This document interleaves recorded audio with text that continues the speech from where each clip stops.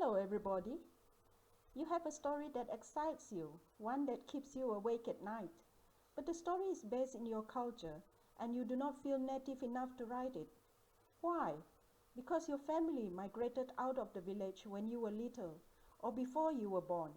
You only got to experience the village life during the holidays. Or maybe you were sent to a boarding school and you did so well that you just kept being placed in one school after another, taking you further and further away from your village. In my case, I grew up in town with holiday visits to the longhouse or my grandparents' farm. Town life was dull, but my grandparents' life was magical. I loved that magic. I wanted to capture it in my story. In the beginning, imagining the story I wanted to tell was fun. But as I started to get more and more serious about putting it down in writing, I began to wonder if I was good enough to write an Iban story. You see, I am no scholarly expert or activist or journalist of the Iban culture. I studied commerce and economics in university, not Iban sociology. All I had was my love for stories. I wanted to write about Iban life, but I felt that there were too many missing pieces from my past. Those of us growing up in a Malaysian town in the 70s and 80s were not taught the traditional song or dance. Our sacred rituals involving sports and games were turned into gambling opportunities. Our custom of giving a young woman the right to choose her own life partner was scorned and used to degrade her character. Tattoos, that were once symbols of skill and courage, became signs of backwardness and unreliability. One misunderstanding after another led to more and more erosion of the Iban culture inside me. However, I was lucky because I found my way back. Even though I was brought up to aspire to be part of a mainstream culture, there were other scholars, storytellers, and tribal leaders who tried to keep the traditions alive. I am glad that their stubbornness had prevailed, because they are the reason that Iban pride survived in Sarawak. They are the reason why people like me have a means to return back to our roots. Do you also feel separated from your roots? How would you know that you can still represent your people accurately in your writing? Maybe the following 3 pointers can help you. 1. Reference materials help confirm what you already know. If you are reading materials to learn something new, then you are not ready to write. The folklore should remind you of your people's life philosophy. The papers and journals should help you understand something that you have experienced before. For example, when I was little, we had lots of good fun watching the circus show on TV in town. Until one day when my grandmother visited and watched with us. She was horrified.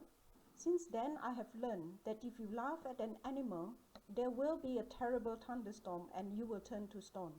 Luckily, no one turned to stone that night. This taboo is told in so many Iban folklore that it is accepted as fact. So when I write, I always make a point not to make my characters laugh or scoff at an animal, no matter how ridiculous the animal happens to be. Laughing with other animals, however, is okay.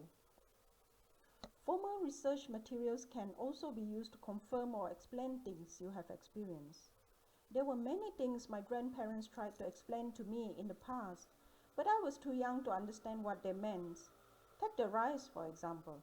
My grandparents always insisted that we finish every grain of rice on our plate. One time, some rice grains were spilled onto the ground below, and my grandfather rushed down under the house to collect them. His behavior was extremely curious to me, because back in town, nobody would have bothered. Years later, when I came across papers on the concept of the rice soul, I began to understand. His behavior made sense then. So the question you should ask yourself here, is your research teaching you something new? Or is it explaining what you have experienced? 2. You can tell if an opinion about your culture is true. You are able to use your personal experience and memory to sift through misinformation and disinformation. For example, I had to rely a lot on missionary journals and articles because they were a good source of information for daily Iban life, in the late 19th and early 20th century. However, they also contain a lot of opinions and interpretations that were written from a Christian perspective. I only collected the physical details of what the writers saw with their own eyes or the narrative details of what they heard from the natives. The whole time, I also needed to keep in mind that some of the details could have been exaggerated. It is not always the visitor's fault. Iban people are proud. Each time we get a visitor, we put up our best front. That is quite normal for most culture, I think. Just because you eat good food from the best dishes in the longhouse, it does not mean that this is how we live daily. I am able to tell the difference because I have lived in the longhouse before, even though it was not frequent.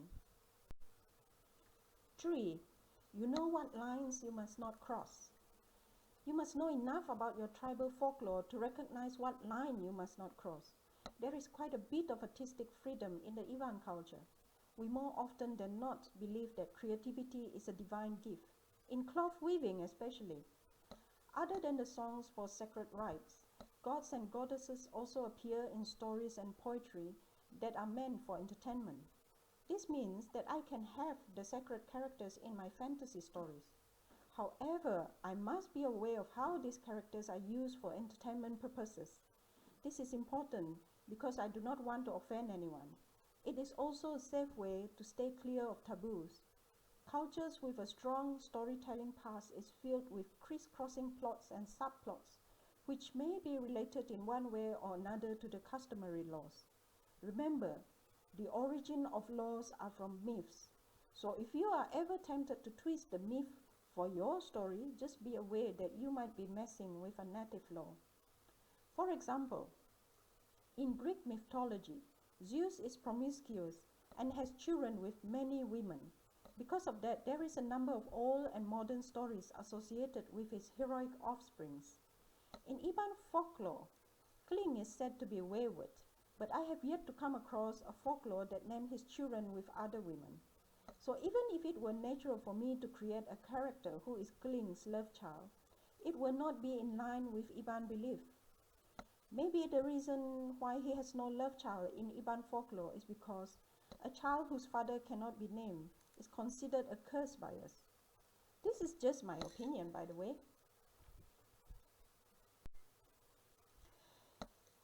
The guilt will always be there. In fact, I would be worried if my guilt goes away, because it means that I have stopped caring about my ancestors' stories. I did not start writing Iban Dream for a long time because I felt that I was not qualified to write it.